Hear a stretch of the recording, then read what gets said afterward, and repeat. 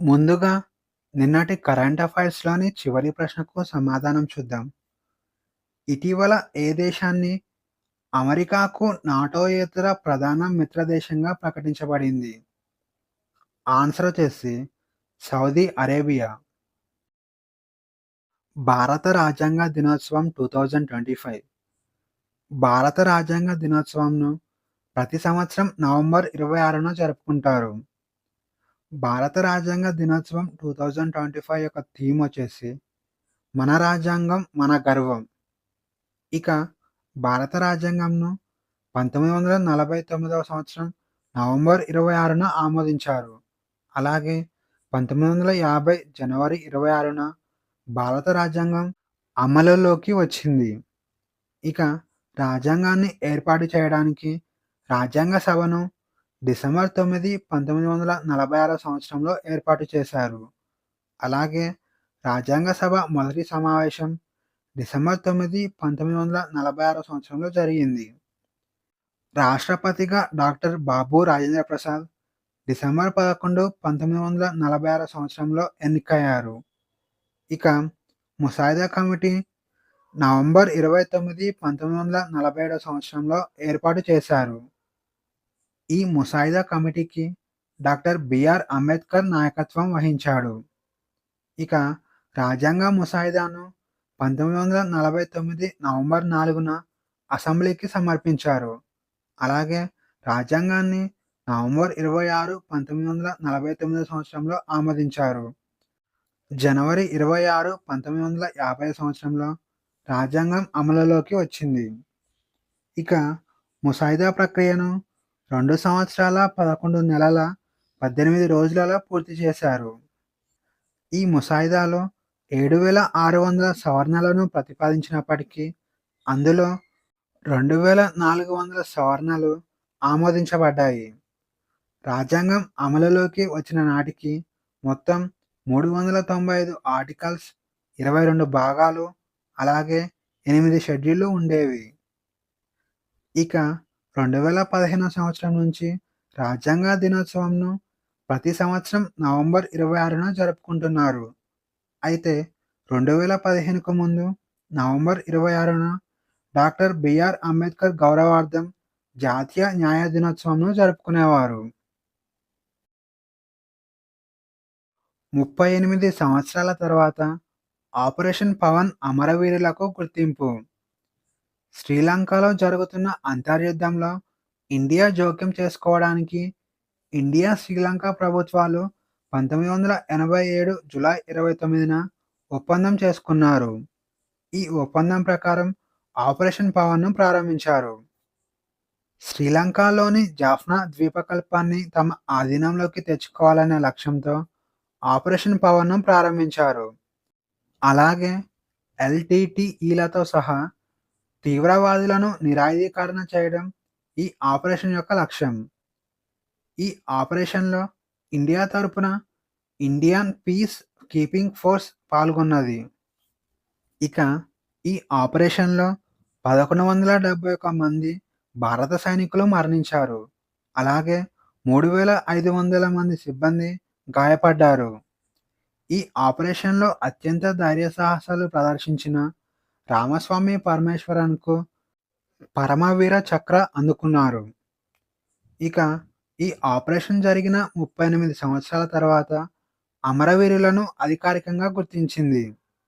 India ఇన్ని సంవత్సరాలు ఈ ఆపరేషన్‌పై మౌనంగా ఉన్నప్పటికీ శ్రీలంకలో మాత్రం ఇండియన్ పీస్ కీపింగ్ ఫోర్స్ స్మారక చిహ్నంను ఏర్పాటు చేశారు.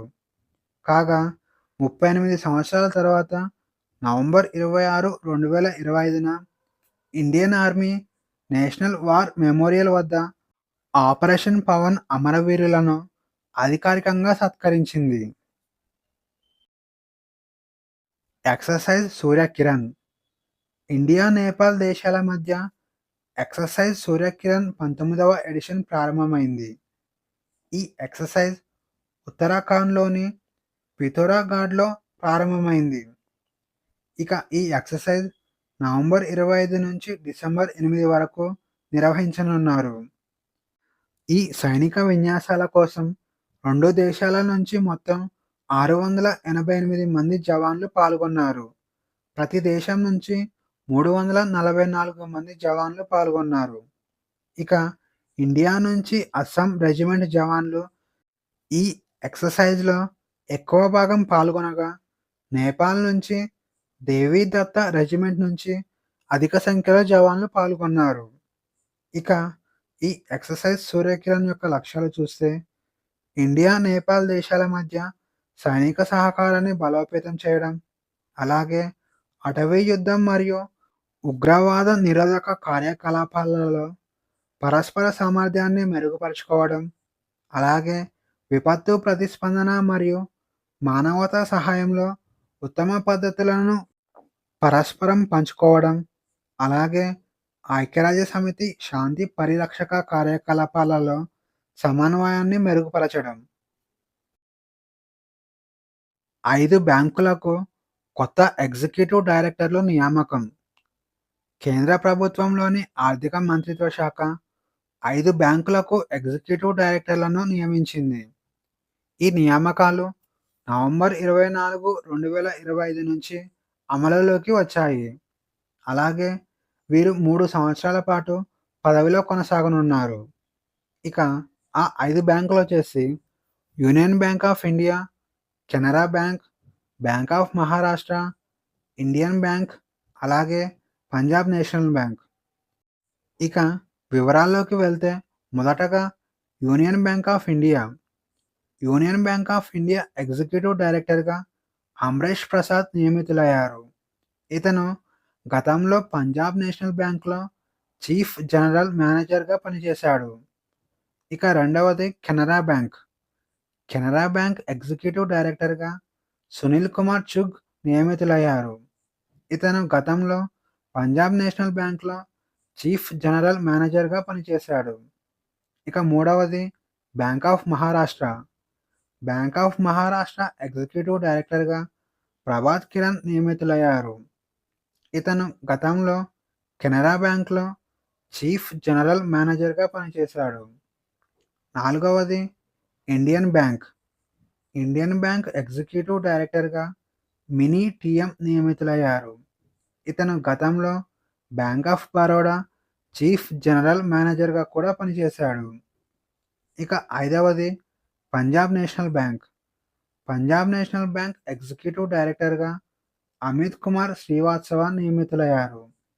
ఇతను గతంలో పంజాబ్ నేషనల్ బ్యాంక్‌లోనే గ్రూప్ చీఫ్ రిస్క్ ఆఫీసర్‌గా కూడా పనిచేశాడు. వరల్డ్ స్కిల్స్ ఆసియా 2025లో మొదటిసారి పాల్గొన్న ఇండియా. వరల్డ్ స్కిల్స్ ఆసియా 2025ను చైనీస్ తైపీలో నిర్వహించారు. ఈ పోటీలు నవంబర్ 27 నుంచి నవంబర్ 29 వరకు జరగనున్నాయి. అలాగే ఈ పోటీలలో ఇండియా మొట్టమొదటిసారిగా పాల్గొంటుంది. ఇక వరల్డ్ స్కిల్స్ అనేది ప్రపంచవ్యాప్తంగా వృత్తి నైపుణ్యాలు మరియు వొకేషనల్ స్కిల్స్ పోటీలు నిర్వహిస్తుంది. ఆసియా వృత్తి విద్య మరియు శిక్షణ ప్రమాణాలను ప్రోత్సహించడం వరల్డ్ స్కిల్స్ ఆసియా యొక్క లక్ష్యం. ఈ పోటీలు ప్రతి 2 సంవత్సరాలకు ఒకసారి నిర్వహిస్తారు. ఇక ఈ పోటీలలో ఇండియా తరపున 21 నైపుణ్య విభాగాలకు 23 మంది పోటీదారులు పాల్గొన్నారు. అలాగే 21 నైపుణ్య విభాగాలకు 21 మంది డొమైన్ ఎక్స్పర్ట్స్ ఈ పోటీదారులకు మార్గనిర్దేశం చేయనున్నారు. ఇక ఈ పోటీదారులకు నేషనల్ స్కిల్స్ డెవలప్మెంట్ కార్పొరేషన్ నాయకత్వం వహిస్తుంది. లోక్ నాయక్ ఫౌండేషన్ 2025 అవార్డు విజేతగా తెలుగు రచయిత. తెలుగు రచయిత మరియు విమర్శకుడు వెలమల సింహన్న లోక్ నాయక్ ఫౌండేషన్ లిటరరీ అవార్డుకు ఎంపికయ్యారు. 100కు పైగా రచనలు చేసి తెలుగు సాహిత్యానికి తన వంతు కృషి చేసిన సింహన్నను ఈ అవార్డుతో లోక్ నాయక్ ఫౌండేషన్ సత్కరించింది. ఈ అవార్డు విజేతలకు 2 లక్షల నగదు బహుమతిని ఇస్తారు. 2026 జనవరి 18న విశాఖపట్నంలో జరగనున్న అవార్డుల ప్రదానోత్సవంలో సింహన్న ఈ అవార్డు అందుకోనున్నాడు. ఇక లోక్ నాయక్ ఫౌండేషన్ ద్వారా నలుగురు జీవన సాఫల్య పురస్కారాలను అందుకోనున్నారు. వీరికి 1,00,000 నగదు బహుమతి లభిస్తుంది. ఆ నలుగురి పేర్లు చూస్తే మొదటిది నోరి దత్తాత్రేయ, రెండవది తోటకూర ప్రసాద్, మూడవది వేములపల్లి రాఘవేంద్ర చౌదరి, నాలుగవది అరియన్ ఉదయ్. అలాగే లోక్ నాయక్ ఫౌండేషన్ గురించి చూస్తే లోక్ నాయక్ ఫౌండేషన్ అధ్యక్షుడు యార్లగడ్డ లక్ష్మీప్రసాద్ 2005 సంవత్సరం నుంచి ఈ అవార్డులను అందిస్తున్నాడు. భారతదేశ సాహిత్యానికి ఎనలేని కృషి చేసిన వారిని సత్కరించడం లోక్ నాయక్ ఫౌండేషన్ యొక్క లక్ష్యం. ఇంటర్నేషనల్ ఐడియాకు చైర్మన్గా భారతీయుడు. Chief election commissioner Gyanesh Kumar 2026 సంవత్సరానికి గాను ఇంటర్నేషనల్ ఐడియాకు చైర్మన్గా బాధ్యతలు చేపట్టనున్నారు. ఐడియా అనగా institute for democracy and electoral assistance అని అర్థం. డిసెంబర్ 3, 2025న స్వీడన్లోని స్టాక్హోమ్లో జరగనున్న సభ్య దేశాల కౌన్సిల్ సమావేశంలో జ్ఞానేష్ కుమార్ అధికారికంగా బాధ్యతలు చేపట్టనున్నాడు. డిసెంబర్ 2026 వరకు ఇతను ఈ పదవిలో కొనసాగనున్నాడు. ఇక ఇంటర్నేషనల్ ఐడియాను 1995 సంవత్సరంలో స్థాపించారు. ఇది ప్రపంచవ్యాప్తంగా ప్రజాస్వామ్య సంస్థలను బలోపేతం చేయాలనే లక్ష్యంతో దీనిని ఏర్పాటు చేశారు. ఇక ఇంటర్నేషనల్ ఐడియాలో 35 సభ్య దేశాలు ఉన్నాయి. అలాగే ఇంటర్నేషనల్ ఐడియా ప్రధాన కార్యాలయం వచ్చేసి స్వీడన్లోని స్టాక్హోమ్ నగరంలో ఉంది. ఇండియాలో తొలి global aircraft engine MRO facility Telugu రాష్ట్రంలో ప్రారంభం. 2025 నవంబర్ 26న ప్రధాని మోడీ హైదరాబాద్లో ఇండియా తొలి global aircraft engine MRO ఫెసిలిటీను ప్రారంభించాడు. ఎంఆర్ఓ అనగా మెయింటెనెన్స్, రిపేర్, ఓవర్హాల్ అని అర్థం. ఇక ప్రపంచ దిగ్గజ ఏరోస్పేస్ సాఫ్రాన్ ఈ ఫెసిలిటీను అభివృద్ధి చేసింది. దీనిని saffron aircraft engine services India అని కూడా పిలుస్తారు. ఇక ఈ ఫెసిలిటీను హైదరాబాద్లోని రాజీవ్ గాంధీ ఇంటర్నేషనల్ ఎయిర్పోర్ట్ సమీపంలో గల జిఎంఆర్ ఏరోస్పేస్ అండ్ ఇండస్ట్రియల్ పార్క్లో దీనిని ప్రారంభించారు.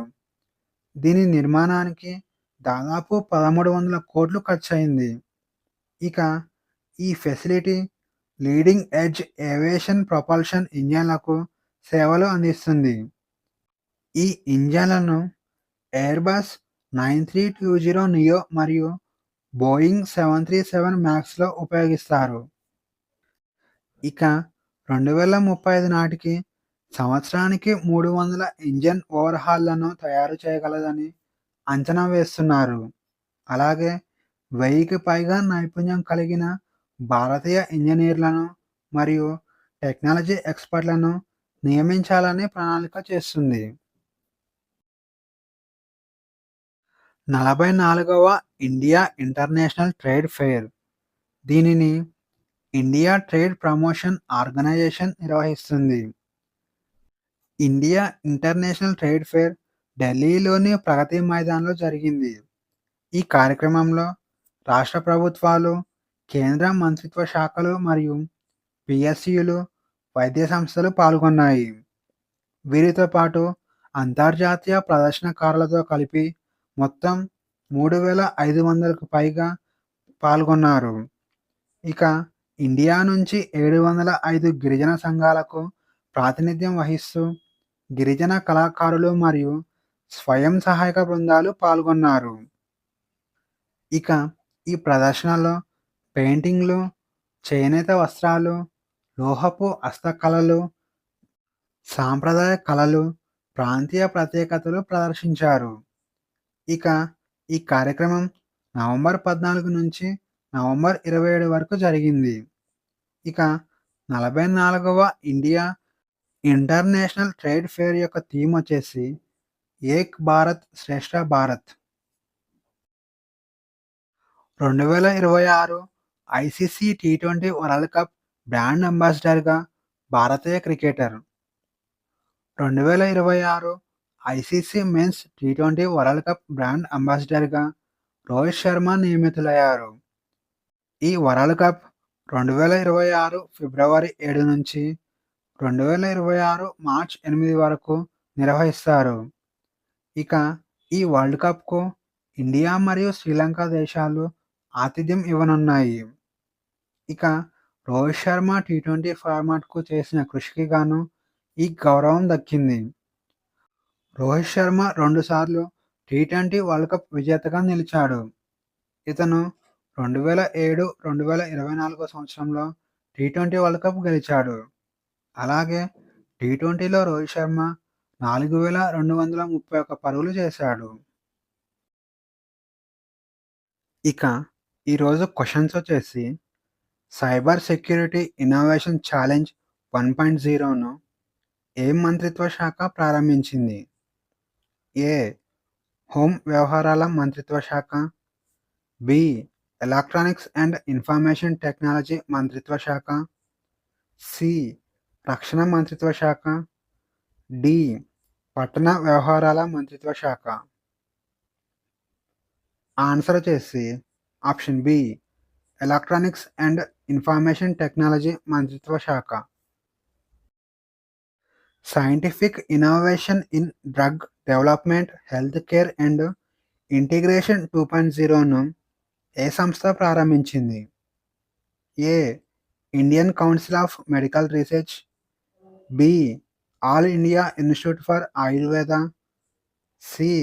Department of pharmaceuticals, D. Central council for research and in Ayurveda sciences. Answer వచ్చేసి option D. Central council for research and in Ayurveda sciences. Vision for Sujalam Bharat summit 2025 ఎక్కడ ప్రారంభమైంది? ఏ. Delhi, B. Bengaluru, C. Chennai, D. Hyderabad. Answer వచ్చేసి option A. Delhi. November 2025లో ప్రవేశపెట్టిన impact rise ఇనిషియేటివ్ను ఏ సంస్థ ప్రారంభించింది? A. IIT Kharagpur, B. IIT Bombay, C. IIT Ahmedabad, D. IIT Roorkee. Answer వచ్చేసి option A. IIT Kharagpur. Bharat new car assessment programme ఏ మంత్రిత్వ శాఖ ఆధ్వర్యంలో పనిచేస్తుంది? ఏ. భారీ పరిశ్రమల మంత్రిత్వ శాఖ, బి. వినియోగదారుల వ్యవహారాల మంత్రిత్వ శాఖ, సి. రోడ్డు రవాణా మరియు రహదారుల మంత్రిత్వ శాఖ, డి. వాణిజ్యం మరియు పరిశ్రమల మంత్రిత్వ శాఖ. ఆన్సర్ వచ్చేసి ఆప్షన్ సి. రోడ్డు రవాణా మరియు రహదారుల మంత్రిత్వ శాఖ. మహిళా భద్రత కోసం జాతీయ మహిళా కమిషన్ ప్రారంభించిన హెల్ప్ లైన్ నెంబర్ ఏది? A. 11190, B. 12290, C. 13390, D. 14490. Answer వచ్చేసి option D. 14490. Air quality index ప్రకారం నవంబర్లో అత్యుత్తమ గాలి నాణ్యత కలిగిన నగరం ఏది? A. Ariyalur, B. Ghaziabad, C. Greater Noida, D. Thanjavur. Answer వచ్చేసి ఆప్షన్ ఏ. అరియలూరు. ఐఎన్ఎస్ మహేను ఏ సంస్థ నిర్మించింది? A. Hindustan shipyard limited, B. Mazagon dock shipbuilders, C. Kochi shipyard limited, D. Garden reach shipbuilders and engineers. Answer వచ్చేసి option C. Kochi shipyard limited. National legal services అథారిటీకు కొత్త executive చైర్మన్‌గా ఎవరు నియమితులయ్యారు? A. Justice Surya Kant. B. Justice Vikram Nath. C. Justice BR Gavai. D. Justice Alok Aradhe. Answer వచ్చేసి option B. Justice Vikram Nath. Global commitment to development index 2025లో India ఏ స్థానంలో నిలిచింది? A. 23. B. 26. C. 33. D. 36. Answer వచ్చేసి ఆప్షన్ డి. 36. కింది వారిలో హజారీబాగ్ జైలు నుంచి తప్పించుకొని క్విట్ ఇండియా ఉద్యమంలో చేరిన సోషలిస్ట్ నాయకుడు ఎవరు? A. Ram Manohar Lohia. B. Minoo Masani. C. Jayaprakash Narayan. D. Achyut Patwardhan. Answer వచ్చేసి option C. Jayaprakash Narayan. Jayaprakash Narayan Hazaribagh jail నుంచి తప్పించుకొని శ్రీమతి అరుణ ఆసిఫ్ అలీ మరియు ఇతర సోషలిస్టులతో కలిసి క్విట్ ఇండియా ఉద్యమంలో చేరాడు. సూరత్ విభజనకు ప్రసిద్ధి చెందిన 1907 సూరత్ సెషన్లో భారత జాతీయ కాంగ్రెస్ అధ్యక్షుడిగా ఎవరు ఎన్నికయ్యారు? A. Doctor Rash Behari Ghosh. B. Lala Lajpat Rai. C. Dadabhai Naoroji. D. Firoz Shah Mehta. Answer వచ్చేసి option A. Doctor Rash Behari Ghosh. 1907 Surat సెషన్లో మితవాదులు మరియు అతివాదుల మధ్య విభేదాలు పెరుగుతూ వచ్చాయి. లాలా లజపతి రాయ్ అధ్యక్షుడిగా ఉండాలని కోరుకునే తీవ్రవాదుల కోరికలకు వ్యతిరేకంగా రాస్ బిహారీ ఘోష్ కాంగ్రెస్ అధ్యక్షుడిగా ఎన్నికయ్యాడు. కింది వాటిలో లార్డ్ హార్డింజ్పై దాడికి సంబంధించినది ఏది? ఏ. గదర్ కుట్ర. బి. హిందూ జర్మన్ కుట్ర. సి. ఢిల్లీ కుట్ర. డి. సిల్క్ లెటర్ కుట్ర. ఆన్సర్ వచ్చేసి ఆప్షన్ సి. ఢిల్లీ కుట్ర. ఢిల్లీ కుట్ర కేసును ఢిల్లీ లాహోర్ కుట్ర కేసు అని కూడా పిలుస్తారు. 1912 సంవత్సరంలో కలకత్తా నుంచి ఢిల్లీకి రాజధాని బదిలీ కార్యక్రమం జరుగుతుండగా అప్పటి భారత వైస్రాయ్ లార్డ్ హార్డింజ్పై దాడి జరిగింది.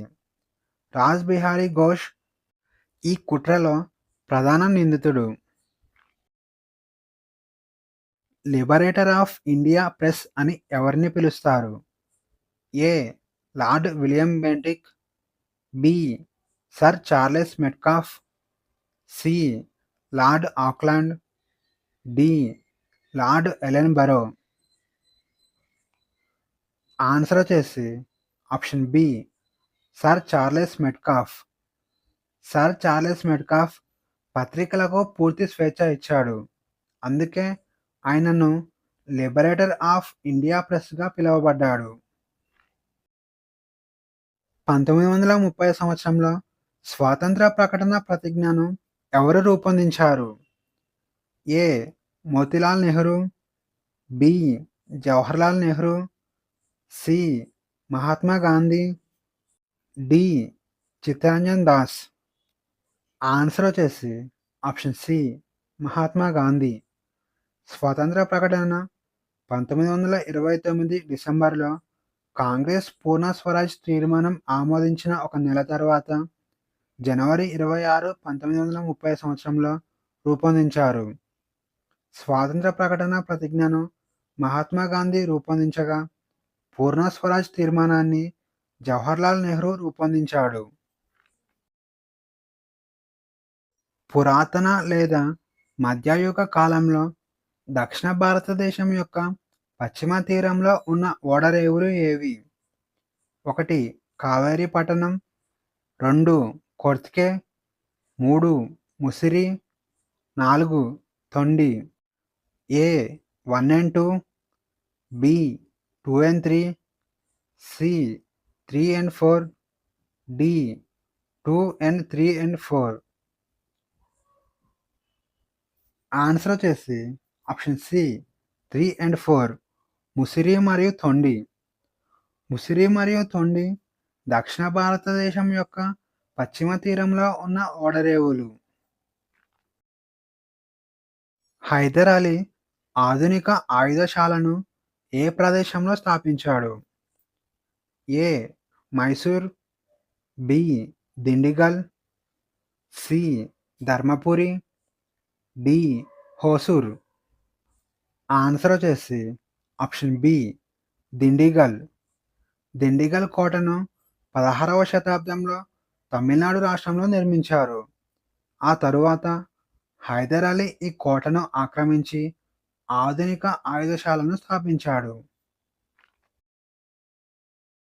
జహాంగీర్ జారీ చేసిన ఆర్డినెన్స్లను ఏ పేరుతో పిలుస్తారు?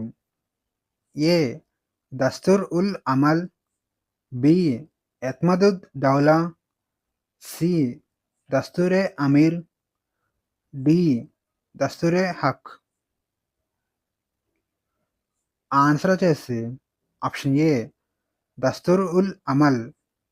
సామ్రాజ్యం యొక్క సంక్షేమం మరియు అభివృద్ధి కోసం మొఘల్ చక్రవర్తి జహాంగీర్ దస్తూర్ ఉల్ అమల్ అని పిలువబడే శాసనాలను జారీ చేశాడు.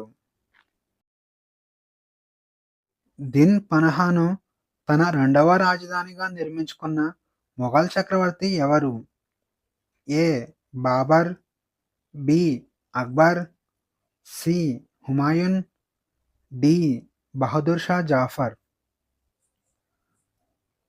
ఆన్సర్ వచ్చేసి ఆప్షన్ సి హుమాయూన్.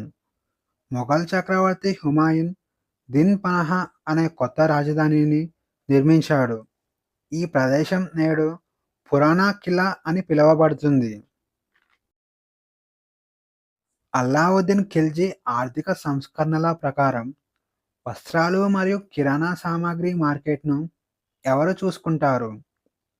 ఏ Malik Kabul, B Rais Parwani, C Malik Yakub, D Khusro Malik. Answer వచ్చేసి ఆప్షన్ బి రైస్ పర్వానీ. అల్లావుద్దీన్ ఖిల్జీ పాలనలో బదౌన్ గేట్ దగ్గర ఉన్న వస్త్రాలు మరియు కిరాణా సామాగ్రి మార్కెట్ను రైస్ పర్వానీ చూసుకునేవాడు. Question of the day. ప్రపంచంలోనే మొట్టమొదటి కృత్రిమ న్యూక్లియర్ ద్వీపాన్ని ఏ దేశం నిర్మించనుంది?